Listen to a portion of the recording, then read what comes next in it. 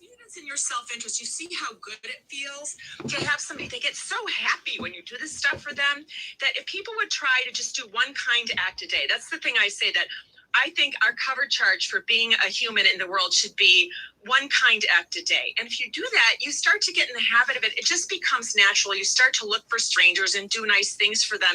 And it even is stuff like, okay, I go to Kaiser and the lady there signs me in. She smiles really brightly at me. I just tell her she's a pretty smile. Just put out some good feeling into the world. You know, and if somebody has no teeth, they're not going to believe you. It's funny you say that as an example, because that's something I have never said. I never will say. I always feel like, and this is why, because I feel like a phony, and I don't like to feel like a phony. Like, and even if I do think a woman looks pretty, for some reason I feel creepy saying you look pretty, and I don't know why, but it's just not something I do for a myriad of reasons. And I think because of that, people might say, he's not polite, he's rude. And I feel like I'm just being honest. I feel like I'm in some neutral ground. I'm not being polite or rude. I just feel like a common thing is like smiling. I think I'm guilty of not smiling, but it's like, just because I'm not smiling doesn't mean I'm angry. But I think you would say, but you got to put out the positive vibe into the universe if you want to get it back. I'm not somebody who thinks that people should behave in uniform ways. I'm not a feminist. I don't think men and women are the same. And so from a guy, what works for me might come off as, you know, really just hitting on the woman in a gross way. So you don't have to do that. My boyfriend's this big introvert, and so he's not a smiler. But, you know, he does kind things for people in his own way. You can be nice to people. It has to fit you. It can't be some gross thing that you're just doing you know, automatically. So if I give away enough sandwiches, I don't have to smile. That's what you're saying. You know, if you're walking to your car and it's a place where there are a bunch of meters and it's hard to park, look for somebody driving around, you know, rotating the block 300 times looking for a parking space and say to them, hey, I'll rent you this spot for half off. Yeah, right. I'm going out here. It's just noticing other people. I get it. Okay. You know, so we're not living, so we treat strangers like neighbors. So we're not living in this big, cold, alienated world where everybody's rude. And per Sonia's research, this thing where she showed that people who knew each other were three times more likely to do kind acts. You know, and I see how much more powerful it is with strangers, and that hasn't been tested. So, you know, just by doing that, by a few people being nice, and then they pass that on a few more people. And also, actually, there's really interesting research on how people hearing about people being nice, they're inspired to do kind acts. Do you hear about that lady buying sandwiches? Exactly. So by doing your show today, she's you're crazy. Saying, I don't believe you on this stuff. No, people hear this, and maybe somebody will go out. And they'll, you know, it's as simple as this. So my car looks like I'm from Appalachia. It has the mud all over it and everything. I don't know why, because I live here. But I see this woman stop, and she starts to use a plastic bag on her windshield. I recognize that this is me. So I live here. I have Windex. They come out with Windex and paper towel. She was so happy. I made somebody's day with like 3 sheets of paper towel and a squirt of Windex. I mean, that's amazing. And you feel good from that. And once you do, it's just, you get addicted to having that feeling again, to making people happy with so I'm going to give you a scenario and you tell me who's being rude, okay? Okay. You ever seen Thunderdome, Mad Max movie? No. Or if I did, I don't remember. But you know the Mad Max movies. Oh, right? Yeah. Okay. So there's a town called Bartertown, okay? And there's this guy there called Master Blaster, and he runs Bartertown, and it's basically this little person on the shoulders of a giant mentally handicapped man, and together they are Master Blaster. And they have all the rules of Bartertown.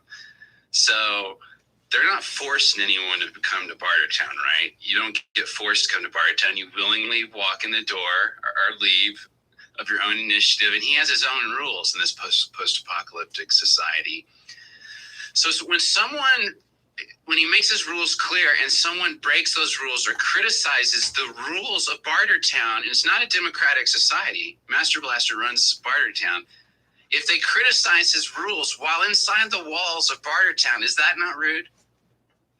Well, this is a voluntary society, and he has rules. Is it rules? Is it rude? They walk into Bartertown. They don't have to be there. It's just sort of ill-advised. And again, I can barely remember the movie. I think I see Tina Turner with, you know, something gold on.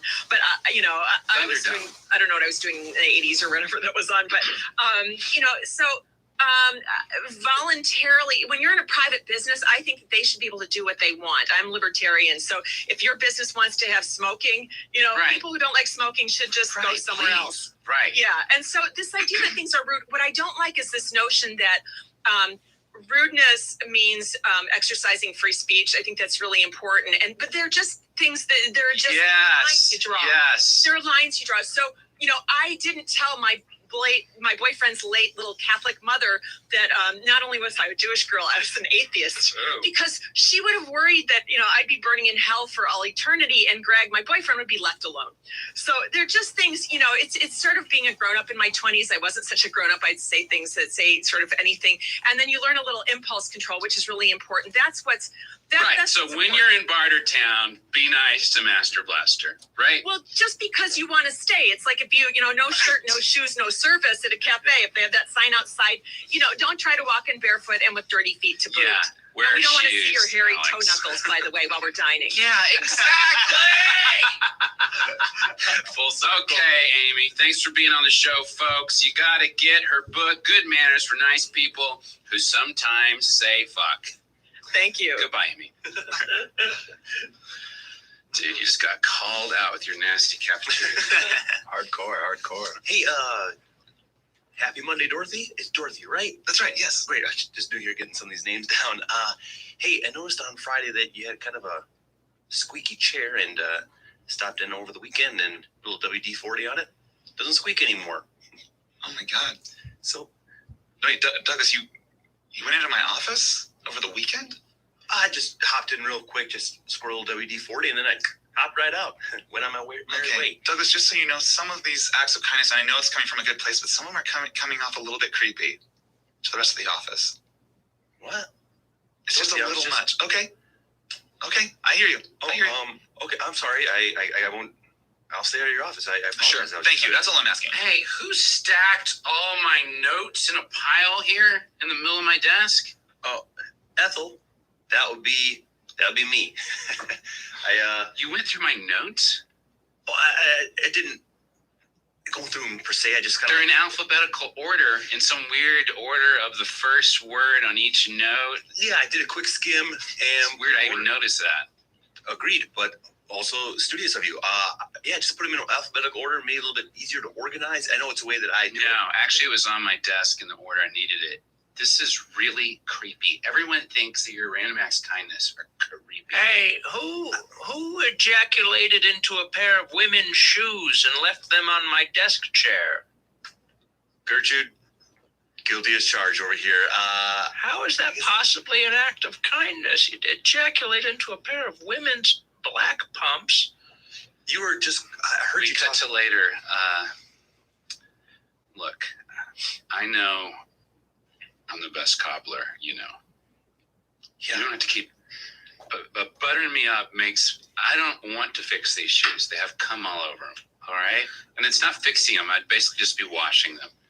I resent how many problems I solve for you, and you don't do enough random acts for me. Kenneth, look, I'm in a real bind here. All right, Gertrude needs these shoes clean. Fucking and you are clean them. I'm a cobbler. I cobble. and I the don't best clean. damn one in the county. All right. Without question, stop saying that. I'm starting to think you're full of shit. It No. sounds like a phony Okay. politeness. Hey, No. Kenneth, hey, dude, I kind of messed up some shoes. They're covered in schmegma, and I just want to say you're like the best cobbler in the universe. The I shoes that am not a cleaner. What is up with you guys? I don't even think there are shoe cleaners. Just get out of my house, both of you. Okay. You All know right. each other? Yeah, we know each other. Out! Okay. All right. Okay. All right. Before I go, I just want to let you know that I talked to your girlfriend yesterday. Yeah? You guys, I'd heard when I came in last week that sound like you guys are a little bit of a tiff. So Yeah? I just- What's this getting to? I just want to let you know that I talked to her and I smoothed things out for you guys. And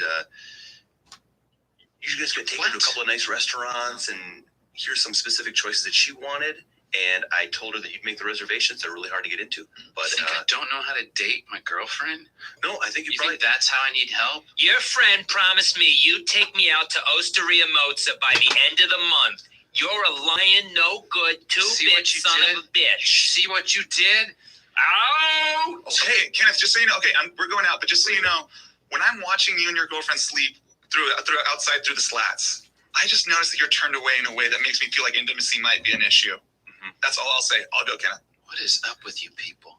We're I'm kind. leaving this town. And this is why this town didn't have any good cobblers. A cobbler doesn't want to live here. It's like, why not live in the big city with more shoes, more feet, more shoes, more business? But no, I come to this stupid country town to be a cobbler, and you think I can solve all your problems? Okay. Well, I'm out of here. I cut your brakes. Kenneth, I cut your brakes as an act of kindness. I just didn't want you to leave. Yeah. I'm getting a magazine and going out to the sun porch.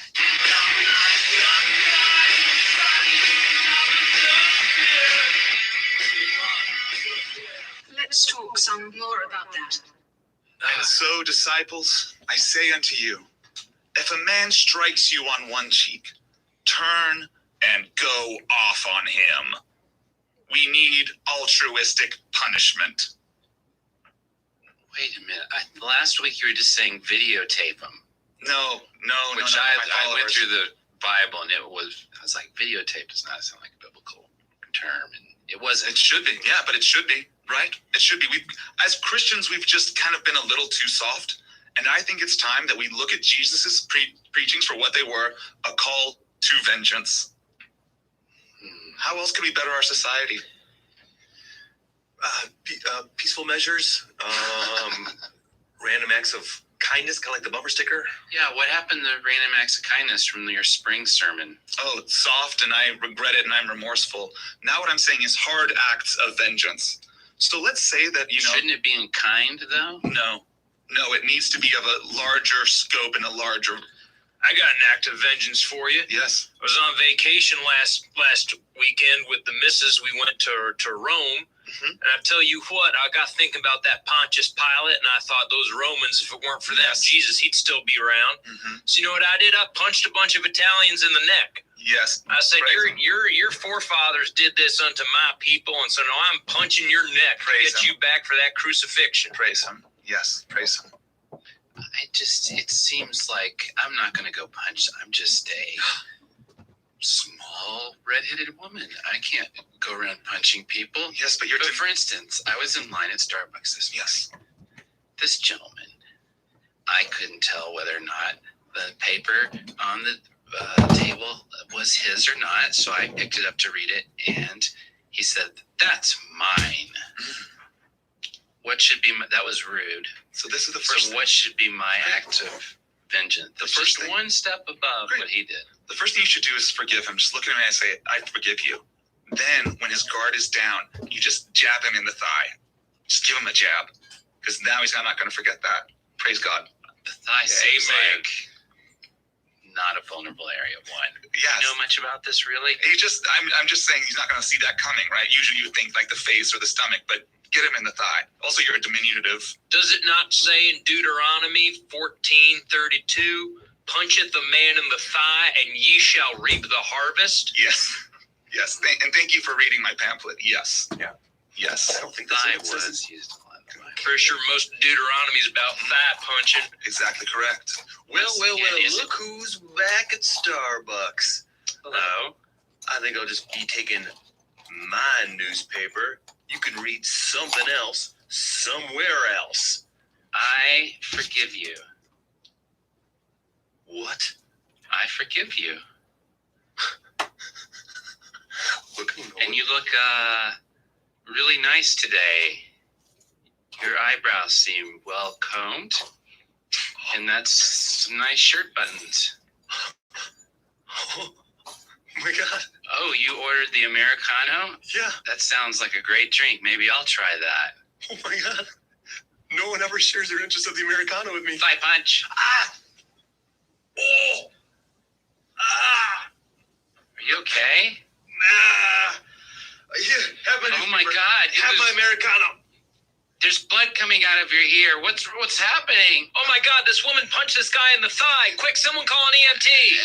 Oh my God, he's trimmering. What's happening?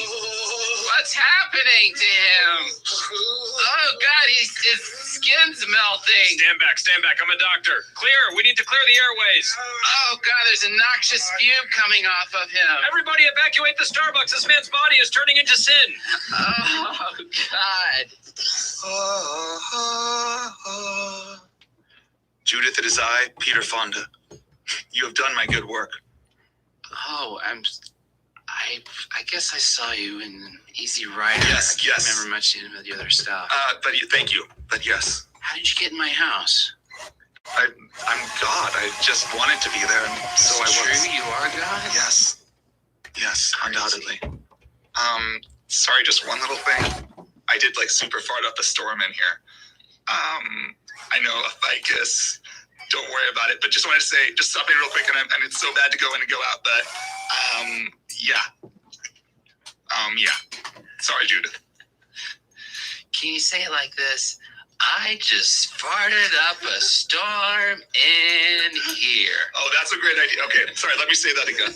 And I so, just always wanted to hear. and so, folks, at the end of the day, I just farted in here. But like I always say, That's a good one. Like I always say, is a good way to wind up doing one of these. I know a plant. Throw my hat.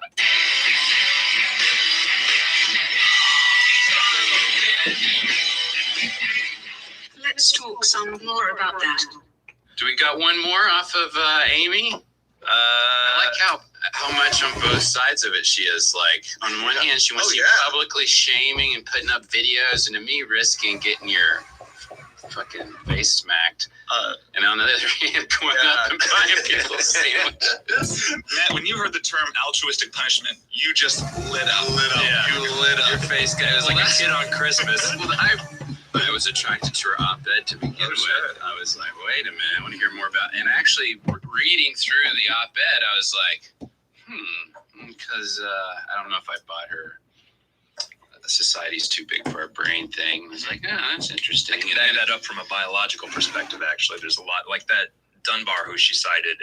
But there's a lot of, like, in primatology, you can tell the size of a primate social group by the size of its brain cavity relative to the size of the rest of its skull. And so you can, a primatologist can look at like a certain monkey skull and say like, oh, they live in groups of 6 to 8, or they live in groups of 12 to 14.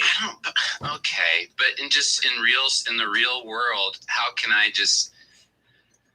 Some people are polite and some people are rude. So are you going to tell me everyone who's rude is because they live in a smaller group of people? No. But I think the rudeness is amplified because of just this cognitive overload that we get. And there's no repercussion for them. Yeah, so she's saying, like, with her whole public thing is, like, be nicer to people in public and call people out more in public. Like, let's just get all, like, the Put it all course more on the correction. table. Yeah, exactly.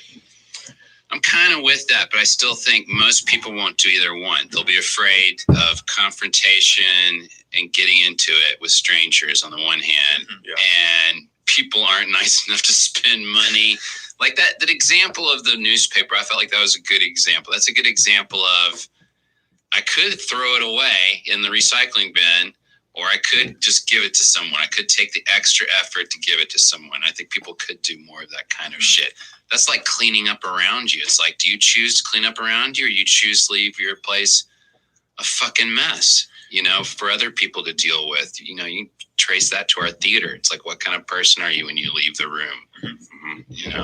I've just a real quick side here. Like, if these selfless acts of kindness, I feel like if no one's forcing you, it's going to be, you're less likely to do it in these selfless acts.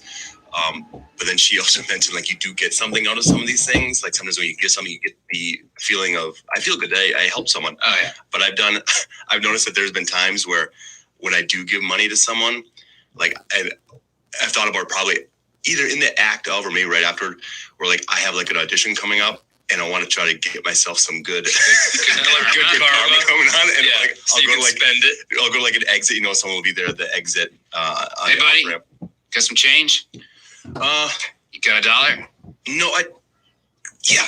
Oh man, I gotta get. You got $5, $10? You know what? I got it here. I got $1. I got this new girl. You don't got a $5? It is a guest star. Yeah, here's a $5. Just trying to get some lunch. $5 or $10 would be great. Here's $5. Got 10, so I can get a full lunch. Probably didn't really get you more. Okay, so in this scene, we're just gonna do like a big run of douchebag guys Jess is dating this week. Okay, so I just want you to really act like someone who gave at least $20 or $25 to a homeless And person he earlier flashes today. back to the moment when he was walking away from the homeless guy he'd just given $15 to. $15? All right, whatever. Thanks a lot, buddy.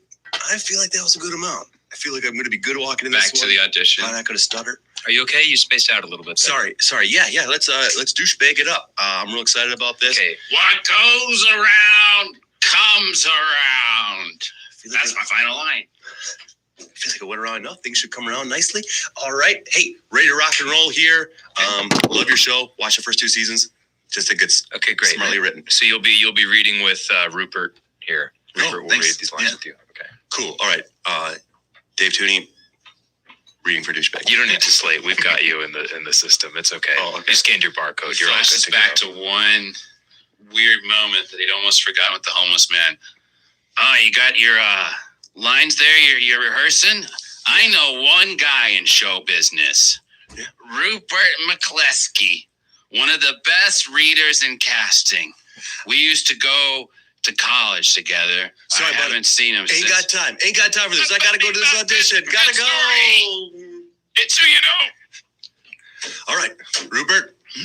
All right. You look like you're a guy who loves chocolate ice cream. So I brought you some chocolate ice cream. I'm sorry, what did you do? Yeah, just like out of the, for no reason, I brought you some chocolate ice cream. Like, people love chocolate ice cream. No. Keep rolling. This will be good. Rupert's gonna flip on this guy. I'm sorry, what did you buy me? Brought you some chocolate ice cream. I just had Oh, you some. buy me some chocolate ice cream. Yeah, it's just. Oh, you got me some chocolate ice cream. It's just a. Okay, yeah, you know what I'm saying? Well, here's your chocolate ice cream. Okay? That was super frozen. Yeah, what? Super frozen. We cut back to the homeless man muttering to himself as now the actor's too far away. And he hates chocolate. Forget it. Change. Yeah. Hey man. Change. Hey. Here's You got some change? Yeah, I got A like dollar? here's a couple of bucks. I think it might be enough to get a coffee and maybe like a pastry or something like that. Oh, you going to that audition, New Girl? Yeah, I'm auditioning for New Girl. I guess they're just gonna do a big run of guys who Jess is dating this week. And Here's a tip. yeah. Go in there and say, chocolate ice cream is for assholes. Just walk in there and say that. You will get the audition. Yeah. Hey, now Thanks, man. I may just be the reader, but I want to say that I love this guy, and I want him to get the part, and I will walk. And you guys know I'm the best reader in It this. looks like poop. Who has a snack that looks like poop? Yeah, thank you. Did I have to stay in here for this part of it? I feel like I could have just left No, after my you need to audition. stay. Also, one more thing. Jess has been doing a weird thing. Whenever someone wants to read a scene with her, she just keeps going, my character would say blank, but she'll never actually do a scene. Is anyone noticing this?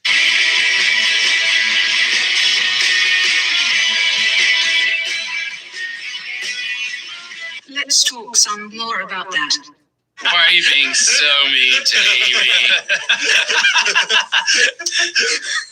That is non-improviser got into an improv scene that she wasn't expecting. Couldn't quite handle. Let's call her out. Can you imagine? I love doing that, though. I love forcing We're in the scene. laymen into a scene. No, that Nope, wouldn't happen. stay in the scene. Wait, but that wouldn't happen. Wait, Matt, you have to admit that wouldn't happen. So Hey, I will- hot stuff.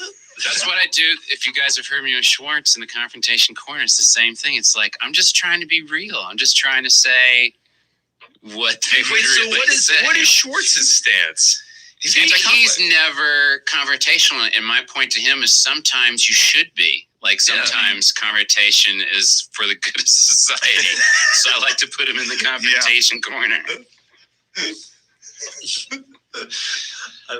I like it when you asked her what she bought, it was a turkey croissant, and you like conceded that. That was acceptable. I just didn't buy, and this isn't fair since she's not on the phone Yeah, anymore, yeah. but I'm still going to say it because this is Bartertown. Your master blaster. Master Blaster, Maddie B. I didn't buy that she does that a lot. I think she might have done that once. I think people hold on to stories like that of things, not just her, just things in general. Like they'll hold on to their one time that they were nice to a homeless person, like a big feather in their cap. Easy to remember. And I just don't find that that's. I want a more realistic way of changing society. I don't buy into that. I don't buy that me being that to me that's crazy nice. Like an example of buying shit for someone, like giving some, just to me it's just like